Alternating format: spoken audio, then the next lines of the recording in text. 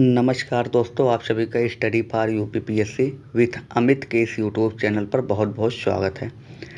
दोस्तों, आज हम लोग एक नए सब्जेक्ट की शुरुआत करने जा रहे हैं जिसमें हम लोग भूगोल को पढ़ेंगे। किस सब्जेक्ट को पढ़ेंगे? भूगोल यानी जियोग्राफी। तो दोस्तों, आज का जो हमारा टॉपिक रहेगा जियोग्राफी में, वो रहेगा पृथ्वी की आंतरिक संरचना।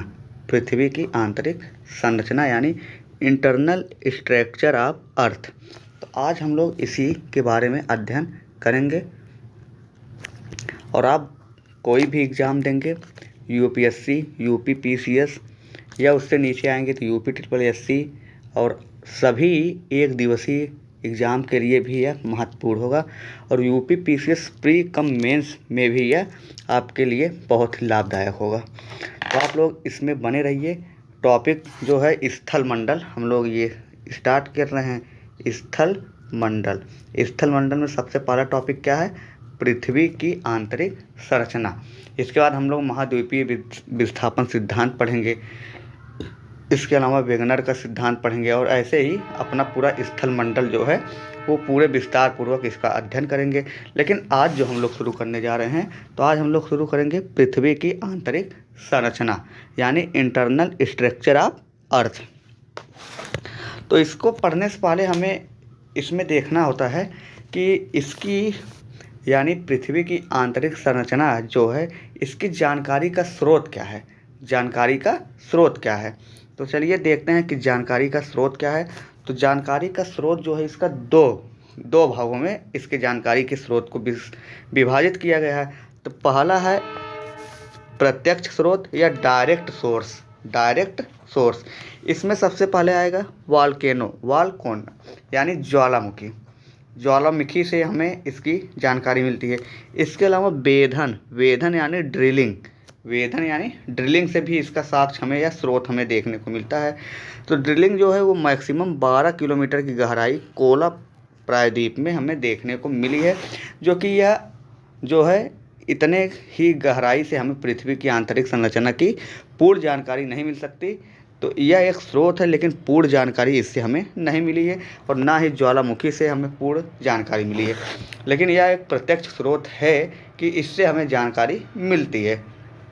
इसके अलावा माइनिंग है, खनन, इससे भी हमें प्रत्यक्ष स्रोत देखने को मिला है। यह भी एक प्रत्यक्ष स्रोत है, खनन। तो प्रत्यक्ष स्रोत में क्या क्या आ जाएगा? ज्वालामुखी, वेधन यानी ड्रिलिंग जो है सबसे ज़्यादा कहाँ हुआ है? कोला महाद्वीप में। कितना? 12 किलोमीटर की गहराई में। इसके अलावा खनन है, माइनिंग। अब अप्रत्यक्ष स्रोत में हम लोग देखते हैं क्या है। अप्रत्यक्ष स्रोत में हो जाएगा तापमान,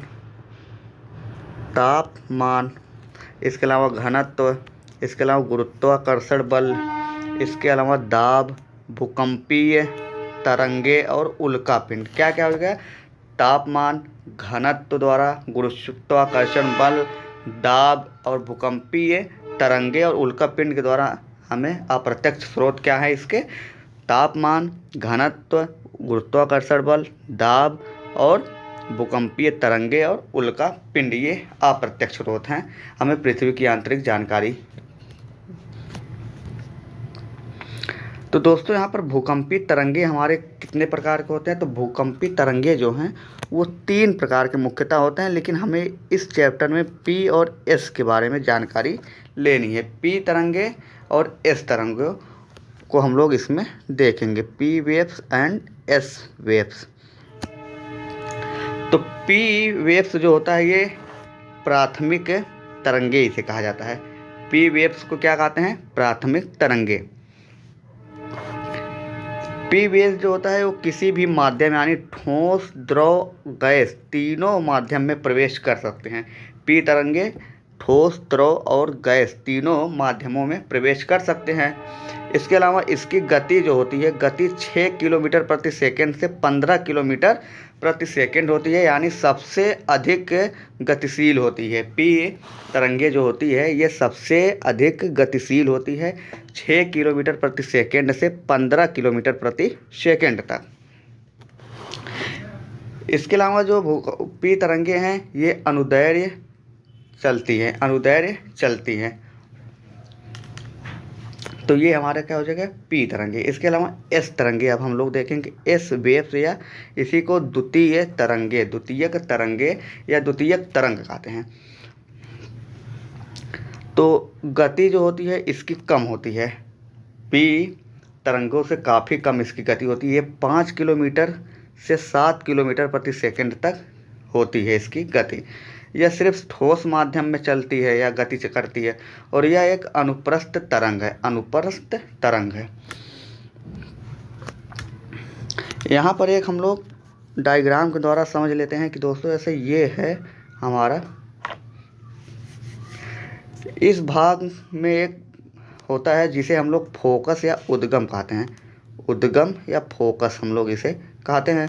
इससे जो सबसे नज़दीकी तरंगे जाती हैं, ये भाग जो होता है इसे हम लोग क्या कहते हैं, अधिकेंद्र या सीपी सेंटर।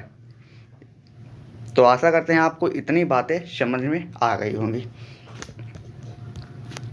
अब दोस्तों हम लोग देखेंगे कि जो हमारा पृथ्वी की आंतरिक संरचना है उसे 3 भागों में बांटा गया है। मुख्यतः कितने भागों में बांटा गया है, उसे मुख्यतः 3 भागों में बांटा गया है। कितने भागों में, मुख्यतः 3 भागों में बांटा गया है। सबसे पहली भाग है भूपर्पटीय, जिसे क्रस्ट के नाम से भी जाना जाता है। दूसरा है प्रवर यानी मेंटल इसे कहते हैं इंग्लिश में, और तीसरा है क्रोड और इसे इंग्लिश में कोर कहते हैं। तो प्रमुख 3 भागों में इसे बांटा गया है पृथ्वी की आंतरिक संरचना को। सबसे पहला जो है सबसे ऊपरी भाग उसे भूपर्पटी या क्रस्ट कहते हैं, जो मध्य भाग है उसे प्रवर या मेंटल कहते हैं, और जो सेंटर है एकदम कोर है इसे क्रोड या कोर के नाम से जानते हैं। और दोस्तों जो भूपर्पटी है यानी क्रस्ट जो है इसे भी 2 भागों में बांटा गया है। क्रस्ट को भी 2 भागों में बांटा गया है। सबसे पहला भाग क्या है, महासागरीय क्रस्ट। महासागरीय क्रस्ट, महासागरीय क्रस्ट जो है वो बेसाल्ट से बने होते हैं। किससे बने होते हैं, बेसाल्ट से बने होते हैं महासागरीय क्रस्ट। इसका घनत्व जो हो 2.9 होता है, 2.9 होता है, और इसकी अधिकतम गहराई 5 से 10 किलोमीटर होती है। महासागरीय क्रस्ट की अधिकतम गहराई कितनी होती है, 5 से 10 किलोमीटर होती है। इसके अलावा अगला भाग जो है भूपर्पटी जो है महासागरीय भाग और महासागरीय क्रस्ट और महाद्वीपीय क्रस्ट में बटा है। हमने महासागरीय क्रस्ट के बारे में देखा है। अब दूसरा जो भाग है महाद्वीपीय क्रस्ट, ये जो होता है ये ग्रेनाइट से बना होता है। महाद्वीपीय क्रस्ट किससे बना होता है, ग्रेनाइट से बना होता है। इसका घनत्व 2.7 होता है, और अधिकतम गहराई जो होता है, एकदम अधिकतम यानी मैक्सिमम जो होता है वो 70 किलोमीटर होता है। कितना होता है, 70 यानी 70 किलोमीटर होता है। अब हम लोग इसके तीनों भाग जो हैं उसको एक डायग्राम के द्वारा अध्ययन करेंगे, ताकि हमारे दिमाग में यह पूरा विस्तार से बैठ जाए। तो मान लीजिए ये हमारा क्या है,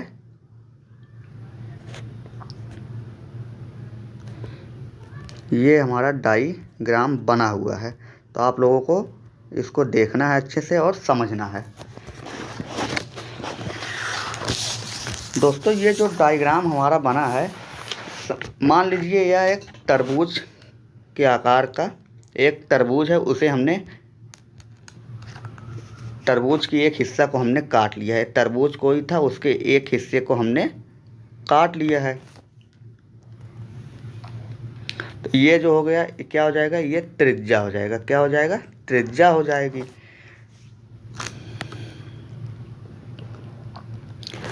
तरबूज के एक हिस्से को काट लिया, ये ऐसे ही इधर भी बने रहेगा और नीचे और ऊपर, यानी ये 4 हिस्से में बटा है, लेकिन हमने एक हिस्सा काटा है जिसके माध्यम से हम लोग समझेंगे। तो ये मान लीजिए क्या हो गया, हमारा तरबूज का एक हिस्सा हमने काट लिया है। अब हम जो इसमें सबसे ऊपरी भाग है, सबसे ऊपरी भाग जो है ये वाला भाग, ये क्या कहलाता है, क्रस्ट। क्रस्ट यानी भूपर्पटी, जिस पे हम लोग रहते हैं, ये इसकी सबसे ऊपरी भाग है जिसे क्रस्ट कहा जाता है। इसके बाद इसकी औसतन जो गहराई है वो 30 किलोमीटर है। क्रस्ट की औसतन गहराई कितनी है? 30 किलोमीटर है। इसके बाद यहाँ पर आते हैं हम लोग 2900 किलोमीटर की गहराई तक, 2900 किलोमीटर की गहराई तक। तो ये हो जाएगा मेंटल, हमारा क्या हो जाएगा? ये भाग क्या हो जाएगा? मेंटल, यानी इसे प्रवर कहते हैं हिंदी में। फिर यहाँ पर 6371 किलोमीटर, 6371 किलोमीटर, यानी हम लोग जब सेंटर पर आ जाएंगे तो इसे हम लोग कहते हैं कोर यानी क्रोड, कोर यानी क्रोड। तो हम लोग आशा करते हैं आपको इतनी बातें समझ में आई हो। जो सबसे पहला भाग है, सबसे ऊपरी भाग, उसे क्रस्ट कहेंगे। जो मध्य भाग है उसको मेंटल, और जो एकदम सेंटर में भाग है उसे क्रोड कहते हैं। अब इसमें भी विभाजन होता है दोस्तों, इसमें भी विभाजन हुआ है।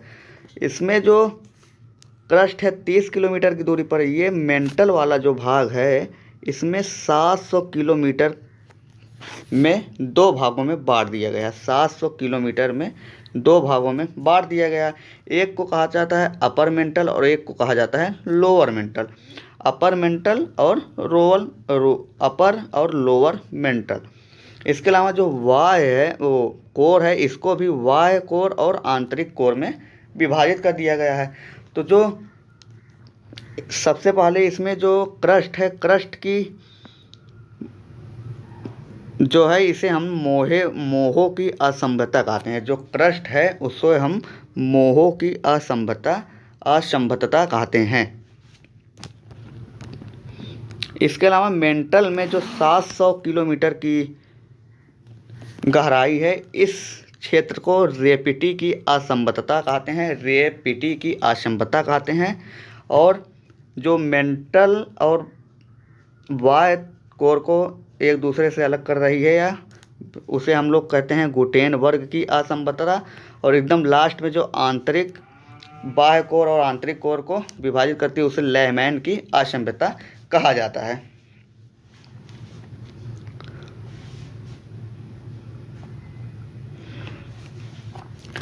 तो आशा करते हैं ये चित्र आप लोगों को लगभग समझ में आ गया होगा। अब यही जो चित्र में हम लोग देखा है, इसी को अब पूरे विस्तार से हम लोग अध्ययन करने जा रहे हैं अपने नोट्स के द्वारा। तो ये हो गया पृथ्वी की आंतरिक संरचना, पृथ्वी की आंतरिक संरचना। हेडिंग पड़ी हुई है, सबसे पहली हेडिंग है, इसमें लिखा है भूपटल पर होने वाली भूगर्भिक घटनाओं और शिलाकृतियों के विकास के लिए आंतरिक यानी पृथ्वी की आंतरिक भाग की संरचना की जानकारी अवश्य है। यानी भूपटल पर जो हमें भूगर्भिक घटनाओं और शिलाकृतियों के विकास के लिए जो पृथ्वी की आंतरिक भाग है उसकी संरचना कैसी कैसी बनी है, इसकी जानकारी आवश्यक है।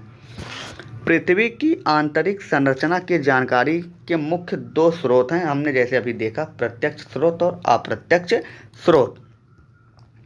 प्रत्यक्ष स्रोत क्या हो जाएगा? सबसे पहला है प्रत्यक्ष स्रोत। इसके अंतर्गत ज्वालामुखी उद्गार, वेधन यानी ड्रिलिंग, खनन यानी माइनिंग जैसे स्रोत सम्मिलित हैं। परंतु ये जानकारी जो है ये पर्याप्त स्रोत नहीं है, हमने आगे जानकारी ली है। इसके अलावा दूसरा है अप्रत्यक्ष स्रोत। इसके अंतर्गत ताप, टेम्परेचर यानी फिर प्रेशर, घनत्व डेंसिटी, गुरुत्वाकर्षण बल, भूकंपीय तरंगे और उल्कापिंड शामिल है। अप्रत्यक्ष स्रोत में ताप, दाब, घनत्व, गुरुत्वाकर्षण बल, भूकंपीय तरंगे और उल्कापिंड शामिल है। भूकंपीय तरंगे आंतरिक संरचना की जानकारी के लिए प्रमुख स्रोत है। भूकंपीय तरंगे जो हैं ये आंतरिक संरचना की जानकारी के लिए हमारे लिए प्रमुख स्रोत है।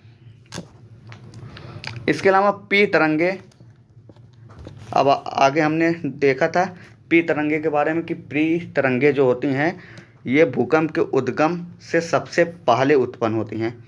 पी तरंगे भूकंप के उद्गम से सबसे पहले उत्पन्न होती हैं। इनकी गति 6 से 15 किलोमीटर पर सेकंड के बीच होती है। 6 से 15 किलोमीटर पर सेकंड के बीच होती है। ये अनुदैर्घ्य तरंगे हैं। कैसी तरंगे हैं? पी तरंगे अनुदैर्घ्य तरंगे हैं तथा ठोस, द्रव, गैस सभी माध्यम से गुजर सकती हैं। ये तरंगे पृथ्वी के आर पार गुजर सकती हैं। तो पी तरंगे जो हैं ये पृथ्वी के आर पार गुजर सकती हैं। अब इसके अलावा अगला है यस तरंगे। यस तरंगे द्वितीयक तरंगे हैं। ये अनुप्रस्थ तरंगे हैं। अनुप्रस्थ तरंगे हैं। ये केवल ठोस माध्यम में गति कर सकती हैं और इनकी गति 5 से 7 किलोमीटर पर सेकंड होती है। 5 से 7 किलोमीटर पर सेकंड होती है। इसके अलावा यल तरंगे जो है ये इसमें हम लोग थोड़ा इसमें पढ़ेंगे। इसकी जो पूरी अध्ययन हम लोग करेंगे वो भूकंप वाले चैप्टर में, अर्थक्वेक वाले चैप्टर में हम लोग करेंगे। यल तरंगे जो होते हैं ये एक सतही तरंगे होते हैं। कैसे तरंगे? सतही तरंगे हैं। ये अधिकेंद्र से उत्पन्न होती हैं। कहाँ से? अधिकेंद्र से उत्पन्न होती हैं। चूँकि ये पृथ्वी के आंतरिक भाग में प्रवेश नहीं कर पाती, इसलिए आंतरिक संरचना की जानकारी में इनका महत्व नहीं है। आंतरिक संरचना की जानकारी में एल तरंगे की महत्व नहीं है। क्यों नहीं है? क्योंकि ये पृथ्वी के आंतरिक भाग में प्रवेश ही नहीं कर पाती। पृथ्वी की आंतरिक संरचना को मुख्य रूप से 3 परतों में बांटा गया है। तो हम लोगों ने अभी देखा है कि 3 परतों में कौन कौन था? क्रस्ट था, मैंटल था और कोर था। तो यही है यहाँ पर क्रस्ट, प्रवर यानी मेंटल और कोर यानी कोर। तो सबसे पहला आएगा क्रस्ट। सबसे ऊपरी भाग क्या है? क्रस्ट। क्रस्ट यह सबसे ऊपरी परत है जो कि ठोस अवस्था में है। ये कैसी अवस्था में है? ठोस अवस्था में है। इसकी औसत गहराई या मोटाई जो है वो 30 किलोमीटर है। क्रस्ट की औसत मोटाई या गहराई कितनी है? 30 किलोमीटर है। भूपर्पटी यानी क्रस्ट में ऑक्सीजन की मात्रा जो होता है सबसे अधिक 46.6% होता है। इसके अलावा सिलिका जो होता है इसका 27.7% होता है और एल्यूमिनियम का 8.1% और आयरन यानी फी आयरन जो होता है वो 5% तथा अन्य पदार्थ पाए जाते हैं। इतने परसेंट इसमें पाए जाते हैं। इसे सियाल भी कहा जाता है। क्रस्ट को ही सियाल के नाम से भी जानते हैं। भूपर्पटी को पुनः 2 भागों में बांटा गया। हमने देखा था भूपर्पटी को पुनः 2 भागों में बांटा गया है जिसमें महासागरीय क्रस्ट और महाद्वीपीय क्रस्ट हैं। इस पहला है महासागरीय क्रस्ट। महासागरीय क्रस्ट ये बेसाल्ट से बना है जिसका घनत्व 2.9 होता है। यह सागरीय सतहों पर का निर्माण करती है। इसकी औसत मोटाई 5 से 10 किलोमीटर के मध्य मानी जाती है। इसके अलावा महाद्वीपीय क्रस्ट। महाद्वीपीय क्रस्ट यह ग्रेनाइट से बनी होती है। इसकी औसत घनत्व 2.7 होती है। इसकी अधिकतम गहराई 70 किलोमीटर मानी जाती है। महाद्वीपीय क्रस्ट को महासागरीय क्रस्ट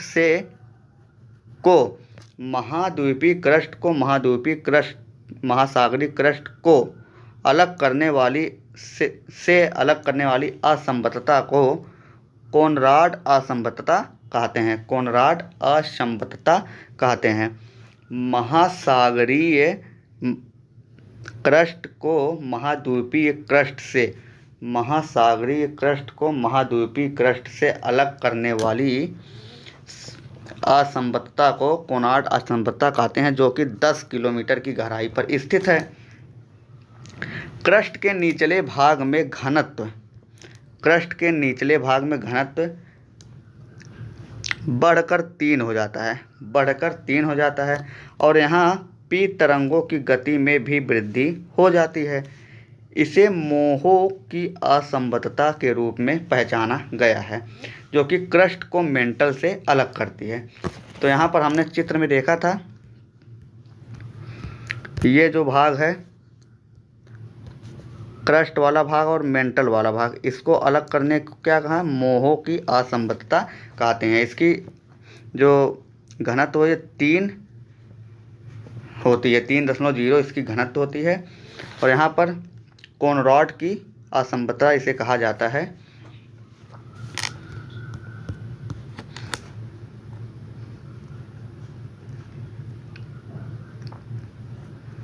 इसके अलावा क्रस्ट पृथ्वी के कुल आयतन का लगभग 1% भाग निर्मित करता है, यानी सबसे कम भाग जो निर्मित करता है वो क्रस्ट करता है। अब आता है मेंटल यानी प्रवर। यह मध्यवर्ती परत है जो कि कुल 30 किलोमीटर की गहराई से लेकर 2900 किलोमीटर की गहराई तक विस्तृत है। इस परत को पुनः दो भागों में बांटा गया है जो कि 700 किलोमीटर की गहराई रेखा द्वारा विभाजित है। इन्हें क्रमशः ऊपरी मेंटल और निचला मेंटल के नाम से जाना जाता है। ऊपरी मेंटल, पहला क्या है? ऊपरी मेंटल। ऊपरी मेंटल जो होता है यह एक जटिल भाग है। ऊपरी मेंटल का ऐसा भाग है, यह एक जटिल भाग है। ऊपरी मेंटल के ऊपरी हिस्से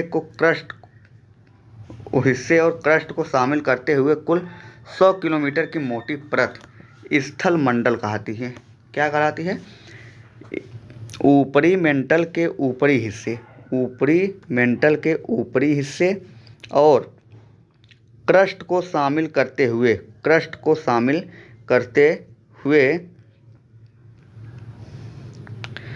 कुल 100 किलोमीटर की मोटी परत जो होती है उसे स्थल मंडल कहते हैं, जो कि एक ठोस भूखंड है। कैसा भूखंड है? ठोस भूखंड है। यह कई छोटे बड़े भागों में विभाजित है जिसे प्लेट कहा जाता है। इसके अलावा 100 से 400 किलोमीटर की गहराई का भाग अर्ध तरल अवस्था में अनुमानित है। यहाँ पर चित्र में हम लोग देख सकते हैं, कहाँ पर है ये है हमारा 100 से 400, ये वाला भाग जो है, ये वाला भाग 100 से 400 किलोमीटर की जो गहराई वाला भाग है ये दुर्बलता मंडल कहलाता है। क्या कहलाता है? दुर्बलता मंडल इसे कहा जाता है। तो यही यहाँ पर लिखा गया है।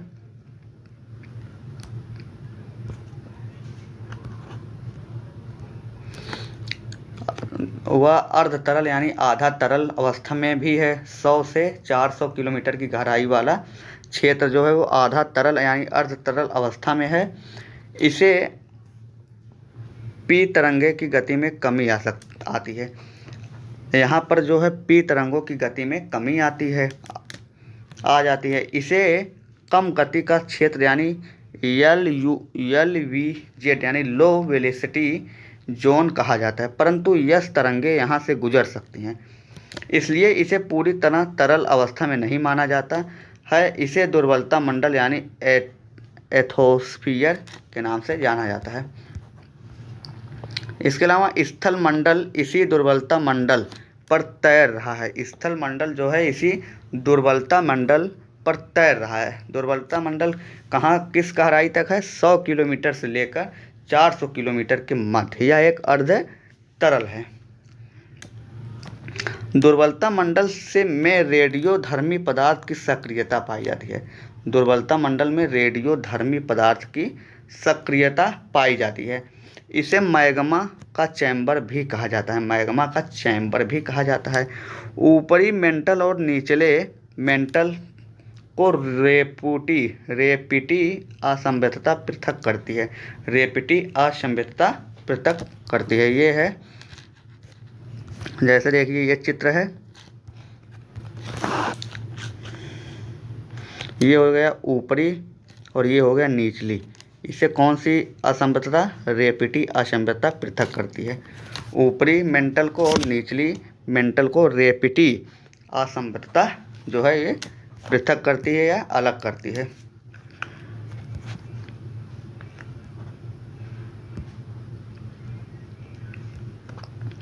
अब आता है निचली या निचला मेंटल। यह ठोस अवस्था में अनुमानित है। निचला मेंटल जो है वो ठोस अवस्था में अनुमानित है, क्योंकि पी तरंगों में पुनः वृद्धि होती है। इसका तापमान लगभग 2700 डिग्री सेल्सियस होता है। मेंटल जो है निचला मेंटल, उसकी लगभग 2700 डिग्री सेल्सियस तापमान होता है। निचला मेंटल 700 से 2900 किलोमीटर की गहराई के मध्य होता है। यह वाय कोर से गुटेनबर्ग असंबद्धता द्वारा अलग होता है। वाय कोर से गुटेनबर्ग की असंबद्धता द्वारा यह अलग होता है।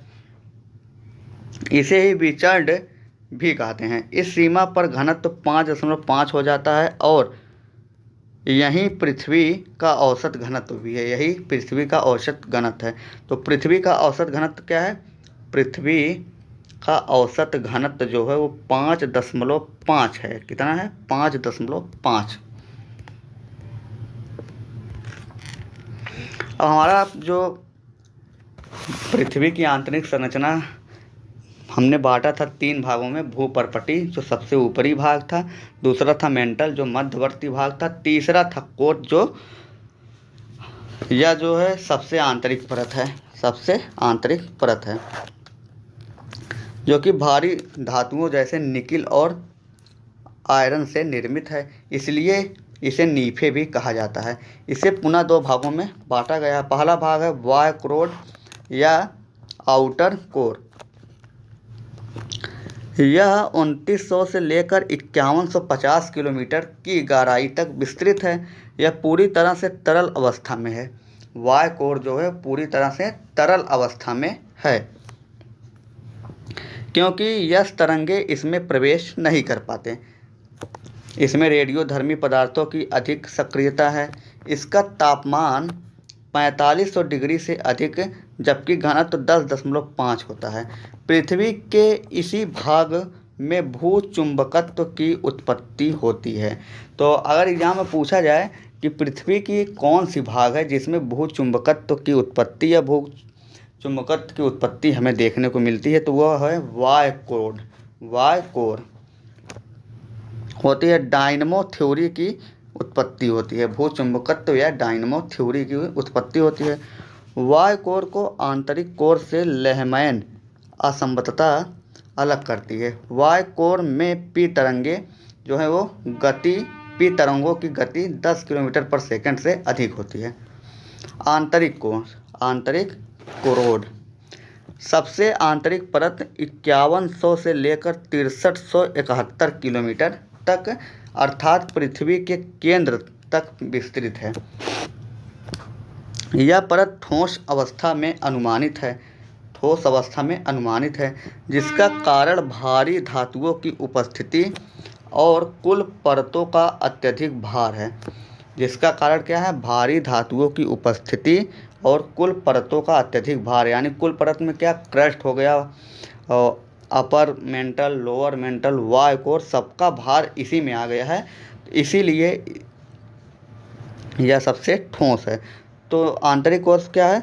आंतरिक कोर सबसे आंतरिक परत है। 5150 से लेकर 6371 किलोमीटर अर्थात पृथ्वी के केंद्र तक विस्तृत है। यह परत ठोस अवस्था में अनुमानित है, जिसका कारण भारी धातुओं की उपस्थिति और कुल परतों का अत्यधिक भार है। इसमें पी तरंगों की गति सर्वाधिक होती है। पी तरंगों की गति सर्वाधिक हो जाती है, जो कि 13 से 15 किलोमीटर पर सेकंड हो सकती है। कितनी हो सकती है? 13 से 15 किलोमीटर प्रति सेकंड हो सकती है। आंतरिक कोर का घनत्व सर्वाधिक 13.5 हो जाता है, जबकि तापमान बढ़कर 6000 डिग्री सेल्सियस हो जाता है। पृथ्वी के कुल आयतन का लगभग 16% भाग कोर के द्वारा निर्मित होता है। पृथ्वी के कुल आयतन का लगभग 16% भाग कोर के द्वारा निर्मित होता है, जबकि मेंटल के द्वारा 83% आयतन का निर्माण होता है। इसके अलावा पृथ्वी के धरातल से भूगर्भ की ओर बढ़ने पर औसतन 32 मीटर की गहराई पर तापमान 1 डिग्री सेल्सियस की वृद्धि होती है। तापमान में 1 डिग्री सेल्सियस की वृद्धि होती है। पृथ्वी के धरातल से भूगर्भ की ओर बढ़ने पर औसतन 32 मीटर की गहराई पर तापमान में 1 डिग्री की वृद्धि हो जाती है। यह दर ऊपर से नीचे की ओर जाने पर कम होती है। यह दर जो है वो ऊपर से नीचे की तरफ जाने के बाद, जैसे ऊपर यहाँ पर है, नीचे की तरफ जाने पर क्या हो जाएगी, कम हो जाती है। 100 किलोमीटर की गहराई, 100 किलोमीटर की गहराई को सैंगविन की असंबद्धता कहा जाता है। सैंगविन की असंबद्धता कहा जाता है। तो दोस्तों आज जो हमारा पहला क्लास था यहीं पर समाप्त होता है। इसके आगे हम लोग कल के वीडियो में पढ़ेंगे। आशा करते हैं आप लोगों को वीडियो अच्छी लगी होगी और वीडियो बहुत ही लाभदायक आप लोगों के लिए यह साबित होगा। आप लोग इसे ज़रूर देखिए और अपने दोस्तों में शेयर कीजिए ताकि हमारा भी मनोबल बढ़े। और ऐसे ही वीडियो पाने के लिए चैनल को सब्सक्राइब कीजिए। इससे पहले हमने हिस्ट्री के बहुत सारे वीडियो डाल चुके हैं जिसमें एंशिएंट, मेडिवल और मेडाइवल, इसके अलावा मॉडर्न, तीनों हिस्ट्री है। तो आप लोग उसका भी लाभ उठा सकते हैं। चलिए मिलते हैं अगले वीडियो में।